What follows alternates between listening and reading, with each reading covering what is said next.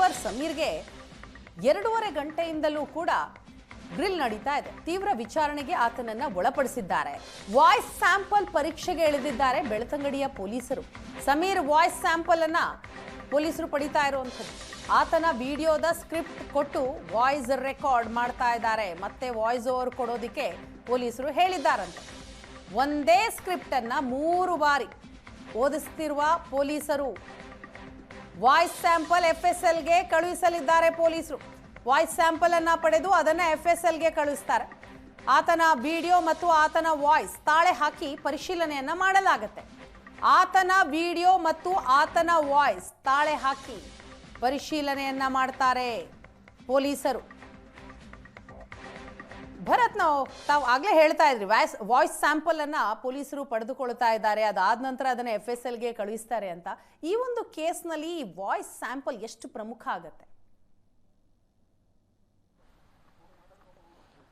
ವೀಣಾ, ಹೌದು, ಈ ಒಂದು ಪ್ರಕರಣಕ್ಕೆ ಸಂಬಂಧಪಟ್ಟಂತೆ ವಾಯ್ಸ್ ಸ್ಯಾಂಪಲ್ ಬಹಳಷ್ಟು ದೊಡ್ಡ ಮಟ್ಟದ ಅವರ ಸಾಕ್ಷ್ಯವಾಗಿ ಕೂಡ ನಿಲ್ಲುತ್ತೆ. ಯಾಕಂದ್ರೆ ಅನೇಕ ಸಂದರ್ಭಗಳಲ್ಲಿ ನ್ಯಾಯಾಲಯಗಳಲ್ಲಿ ಈ ಪ್ರಕರಣಗಳನ್ನ ಬೇರೆಯದೇ ರೀತಿಯಲ್ಲಿ ವಾದ ಮಾಡಬಹುದು. ಅಂದ್ರೆ ಯೂಟ್ಯೂಬ್ಗಳಲ್ಲಿ ಆದಂಥ ಪ್ರಕರಣಗಳಲ್ಲಿ ಯೂಟ್ಯೂಬ್ಗಳ ಲಿಂಕ್ಗಳನ್ನು ಡಿಲೀಟ್ ಮಾಡ್ತಾರೆ, ಅಥವಾ ಅಲ್ಲಿದ್ದಂಥ ವಾಸ್ತವ ವಿಡಿಯೋಗಳೇನಿದೆ ಅದನ್ನ ಡಿಲೀಟ್ ಮಾಡ್ತಾರೆ. ಆ ಸಂದರ್ಭದಲ್ಲಿ ಡಿಫೆನ್ಸ್ ಮಾಡ್ಕೊಳ್ಳೋದಕ್ಕೋಸ್ಕರ ಅದು ನಾವು ಮಾಡೇ ಇಲ್ಲ ಅನ್ನುವಂತಹ ವಾದಗಳನ್ನು ಕೂಡ ಮುಂದಿಡ್ತಾರೆ. ಇಂಥ ಸಂದರ್ಭಗಳಲ್ಲಿ ಈ ಫೊರೆನ್ಸಿಕ್ ಎವಿಡೆನ್ಸ್ಗಳು, ಅಂದ್ರೆ ಟೆಕ್ನಿಕಲ್ ಎವಿಡೆನ್ಸ್ಗಳ ಆಧಾರದಲ್ಲಿ ಫೊರೆನ್ಸಿಕ್ ಎವಿಡೆನ್ಸ್ಗಳನ್ನು ಕೂಡ ಬಹಳ ಕ್ಲಿಯರ್ ಆಗಿ ನ್ಯಾಯಾಲಯದ ಮುಂದೆ ಸಬ್ಮಿಟ್ ಮಾಡುವಂತದ್ದು ಇರುತ್ತೆ. ಹಾಗಾಗಿ ಈ ಒಂದು ವಾಯ್ಸ್ ಸ್ಯಾಂಪಲ್ ಅನ್ನು ತೆಗೆದುಕೊಳ್ಳೋದಕ್ಕೂ ಕೂಡ ಅದರದ್ದೇ ಆದಂತಹ ನಿಯಮಗಳಿವೆ. ಕೆಲವೊಂದು ಸಂದರ್ಭಗಳಲ್ಲಿ ವಿಚಾರಣೆಯ ಸಂದರ್ಭಗಳಲ್ಲಿ ಅವರ ವಕೀಲರು ಇದಕ್ಕೆ ಅಬ್ಜೆಕ್ಷನ್ ಗಳನ್ನ ಹಾಕ್ತಾರೆ. ಅಂದ್ರೆ ವಾಯ್ಸ್ ಸ್ಯಾಂಪಲ್ ಅನ್ನ ನ್ಯಾಯಾಲಯದ, ಅಂದ್ರೆ ಇಂಡಿಯನ್ ಎವಿಡೆನ್ಸ್ ಆಕ್ಟ್ 311A ಏನಿದೆ ಅದರ ಅಡಿಯಲ್ಲಿ ಮಾತ್ರ ಅನುಮತಿಯನ್ನ ಮ್ಯಾಜಿಸ್ಟ್ರೇಟ್ ಮೂಲಕ ಪಡೆದ್ರೆ ಮಾತ್ರ ಪೊಲೀಸರಿಗೆ ಆ ಅವಕಾಶಗಳಿರುವಂತದ್ದು. ಒಂದು ವೇಳೆ ಇಂಥ ಸಂದರ್ಭಗಳಲ್ಲಿ ಯಾರಾದ್ರೂ ಆರೋಪಿ ಏನಿದ್ದಾನೆ, ಆರೋಪಿ ಇದಕ್ಕೆ ಒಪ್ಪಿಗೆ ಸೂಚಿಸದೇ ಇದ್ದರೂ ಕೂಡ ನ್ಯಾಯಾಲಯ ಇದಕ್ಕೆ ಅನುಮತಿಯನ್ನು ಕೊಟ್ಟರೆ ಆತನಿಂದ ಪಡ್ಕೊಳ್ಬಹುದು ಅನ್ನುವಂಥದ್ದು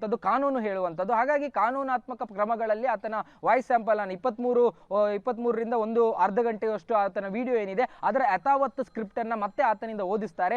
ಆತನಿಂದ ಹೀಗೆ 2-3 ಬಾರಿ ಓದಿಸಿದ ನಂತರ 2-3 ಅಂದ್ರೆ ಆ ಒಂದು ಸ್ಕ್ರಿಪ್ಟ್ ಓದಿಸಿದಾಗ ಆತ ಅದರಲ್ಲಿ ಏನಾದ್ರೂ ವಾಯ್ಸ್ ಮಾಡ್ಯುಲೇಷನ್ ಗಳನ್ನ ಮಾಡಬಹುದು, ಅಥವಾ 3 ಬಾರಿ ಅದನ್ನು ಪ್ರತ್ಯೇಕವಾಗಿ ಓದಿಸಿದಾಗ ಅಷ್ಟು ವಾಯ್ಸ್ ಸ್ಯಾಂಪಲ್ ಗಳೇನಿದೆ ಅದನ್ನ ಮತ್ತೆ ಯಥಾವತ್ ಆತರ ಡೌನ್ಲೋಡ್ ಮಾಡಿಕೊಂಡಂತ ವಿಡಿಯೋಗಳೇನಿದೆ ಆ ವಿಡಿಯೋಗಳಲ್ಲಿ FSL ಮೂಲಕ ಅದನ್ನ ತಾಳೆ ಹಾಕುವಂತ ಪ್ರಕ್ರಿಯೆಗಳು ನಡೆಯುತ್ತೆ. ಅದರಲ್ಲಿ ಆತನೇ ಮಾತನಾಡಿದ್ದು ಅನ್ನುವಂಥದ್ದು ಕ್ಲಿಯರ್ ಆದಾಗ, ಆತನದೇ ವಾಯ್ಸ್ ಅನ್ನುವಂಥದ್ದು ಕ್ಲಿಯರ್ ಆದಾಗ ಅದಕ್ಕೆ ಸಂಬಂಧಪಟ್ಟಂತೆ ಒಂದು FSL ವರದಿಗಳು ಕೂಡ ಸಿಗುತ್ತೆ. ಹಾಗಾಗಿ ಅದು ಮುಂದಿನ ಅಷ್ಟು ಪ್ರಕ್ರಿಯೆಗಳಲ್ಲಿ ಬಹಳ ಇಂಪಾರ್ಟೆಂಟ್ ಆಗಿ ಕಾಣಿಸುವಂಥದ್ದು. ಇದರ ಜೊತೆಗೆ 180 ಅಂದ್ರೆ ಸೆಕ್ಷನ್, ಈಗಾಗಲೇ ಆತನ ವಿರುದ್ಧ ಆತ ಏನು ಮಾಡದಂತ ವಿಡಿಯೋಲಿ ಆತನ ವಿರುದ್ಧ ಇರುವಂತಹ ಗಂಭೀರ ಆರೋಪ, ಆ ಒಂದು ವಿಟ್ನೆಸ್ ಪ್ರೊಟೆಕ್ಷನ್ ಆಕ್ಟ್ 2018 ಅಂಡರ್ ನಲ್ಲಿದ್ದಂತಹ ಒಬ್ಬ ಸಾಕ್ಷ್ಯ ದೂರುದಾರನಿಗೆ ಸಂಬಂಧಪಟ್ಟಂತ ಅನೇಕ ವಿವರಗಳನ್ನು ಆತ ತನ್ನ ವಿಡಿಯೋಗಳಲ್ಲಿ ಬಹಿರಂಗಪಡಿಸಿರುವಂಥದ್ದು. ಹಾಗಾಗಿ ಆತನಿಗೂ ಸಾಕ್ಷ್ಯ ದೂರುದಾರ ಅಂತ ಈಗ ಆರೋಪಿ ಆಗಿರುವಂತಹ ಚೆನ್ನೈ ಏನಿದ್ದಾನೆ ಆತನಿಗೆ ಇವರಿಬ್ಬರಿಗೆ ಯಾವ್ದಾದ್ರೂ ಸಂಬಂಧ ಇದೆಯಾ, ಇವರಿಗೆ ಯಾವ್ದಾದ್ರು ನೆಟ್ವರ್ಕ್ ಇತ್ತಾ, ಈ ಹಿಂದೆ ಆತನನ್ನ ಮೀಟ್ ಆಗಿದಾರ ಅನ್ನುವಂತ ಅನೇಕ ಪ್ರಶ್ನೆಗಳಿಗೆ ಆತ ಉತ್ತರ ಕೊಡಬೇಕಾದಂತಹ ಅನಿವಾರ್ಯತೆ ಮತ್ತು ಅಂತ ಪ್ರಶ್ನೆಗಳು ಕೂಡ ಆತನಿಗೆ ಸಹಜವಾಗಿ ಬಂದಿದೆ. ಅಂದ್ರೆ ಅದಕ್ಕಿಂತ ಮೊದಲು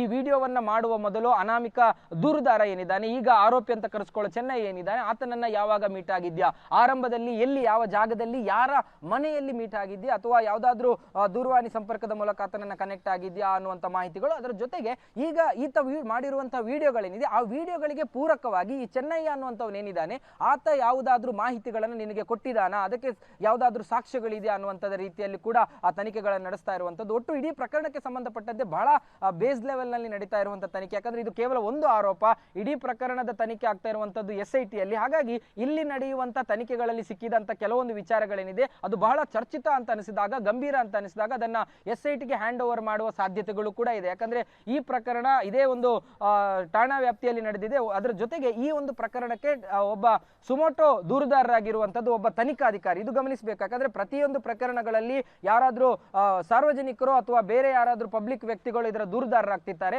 ಆದರೆ ಈ ಪ್ರಕರಣದಲ್ಲಿ ಈಗ ಈತನ ವಿರುದ್ಧ ದಾಖಲಾಗಿರುವಂತಹ ಈ ಪ್ರಕರಣದಲ್ಲಿ 39/2025 ಧರ್ಮಸ್ಥಳ ಠಾಣೆಯಲ್ಲಿ ಆರಂಭದಲ್ಲಿ ಏನು FIR ಆಗಿತ್ತು ಅದರ ತನಿಖಾಧಿಕಾರಿಯಾಗಿದ್ದಂತಹ ಧರ್ಮಸ್ಥಳ ಠಾಣೆಯ PSI ಸಮರ್ಥ ಅವರೇ ಇದರ ತನಿಖಾಧಿಕಾರಿ, ಇದರ ದೂರುದಾರ, ಸುಮೋಟೋ ದೂರುದಾರ ಕೂಡ ಆಗಿದ್ದಾರೆ. ಹಾಗಾಗಿ ಒಬ್ಬ ಪೊಲೀಸ್ ಅಧಿಕಾರಿಯ ದೂರನ್ನ ಸರ್ಕಲ್ ಇನ್ಸ್ಪೆಕ್ಟರ್ ಗ್ರೇಡ್ ನ ಒಬ್ಬ ಅಧಿಕಾರಿ ಏನಿದ್ದಾರೆ ಅವರು ಇದನ್ನ ತನಿಖೆ ನಡೆಸ್ತಾ ಇರುವಂತದ್ದು ಮತ್ತು ವಿಚಾರಣೆ ನಡೆಸ್ತಾ ಇರುವಂತದ್ದು. ಯಾರೋ ಒಬ್ಬ ಪಬ್ಲಿಕ್ ಅಥವಾ ಯಾರೋ ಒಬ್ಬ ಸಾರ್ವಜನಿಕ ಬಂದು ದೂರನ್ನ ಕೊಟ್ಟಾಗ ಅದಕ್ಕೆ ಬೇರೆ ಆಯಾಮಗಳ ತನಿಖೆ ನಡೆಸ್ತಾರೆ. ಒಬ್ಬ ಪೊಲೀಸ್ ಅಧಿಕಾರಿ ತಮ್ಮ ಪ್ರಥಮ ವರ್ತಮಾನ ವರದಿಯಲ್ಲಿ ಬಹಳ ಕ್ಲಿಯರ್ ಆಗಿ ಹೇಳ್ತಾರೆ, ಆತ ದೂರಿನಲ್ಲಿ ಕೊಟ್ಟ ಅಂಶಗಳು ಮತ್ತು ಆತ ನ್ಯಾಯಾಲಯದಲ್ಲಿ ಸಬ್ಮಿಟ್ ಮಾಡಿದಂತಹ 164 ಹೇಳಿಕೆಗಳಲ್ಲಿ ಇರದೇ ಇರುವಂತಹ ವಿಚಾರಗಳನ್ನ ಆತ ತನ್ನ ವಿಡಿಯೋದಲ್ಲಿ ಹೇಳಿದ್ದಾನೆ ಅನ್ನುವಂಥದ್ದು. ಅಲ್ಲಿಗೆ ಒಬ್ಬ ತನಿಖಾಧಿಕಾರಿ ವಿವೇಚನೆಯ ಒಳಗಡೆ ಬರುವಂತಹ ವಿಚಾರಗಳೇನಿತ್ತು ಆ ವಿಚಾರಗಳನ್ನು ಹೊರತುಪಡಿಸಿ ಸಮೀರ್ ತನ್ನ ವಿಡಿಯೋಗಳನ್ನ ಮಾಡಿದ್ದಾನೆ. ಹಾಗಾಗಿ ಆ ವಿಡಿಯೋಗಳಲ್ಲಿ ಇರುವಂತಹ ವಿಚಾರಗಳೇನಿದೆ, ಇರದ ವಿಚಾರಗಳೇನಿದೆ, ಆ ಎಲ್ಲದರ ಬಗ್ಗೆ ಕೂಡ ಒಂದಷ್ಟು ಪ್ರಶ್ನೆಗಳನ್ನು ಆತನಿಗೆ ಕೇಳಲಾಗಿದೆ. ಹಾಗಾಗಿ ಅದಕ್ಕೆ ಉತ್ತರಿಸುವಂತ ಸರದಿ ಈಗ ಆತನದು. ಅದರ ಜೊತೆಗೆ ಒಂದಷ್ಟು ದಾಖಲೆಗಳನ್ನ ಕೂಡ ಸಲ್ಲಿಕೆ ಮಾಡಬೇಕಾದಂತಹ ಅಗತ್ಯತೆ, ಅನಿವಾರ್ಯತೆ ಈಗ ಸಮೀರ್ಗೆ ಇರುವಂತದ್ದು. ಥ್ಯಾಂಕ್ ಯು ಭರತ್, ತಮ್ಮೆಲ್ಲ ಡೀಟೇಲ್ಸ್ಗಾಗಿ.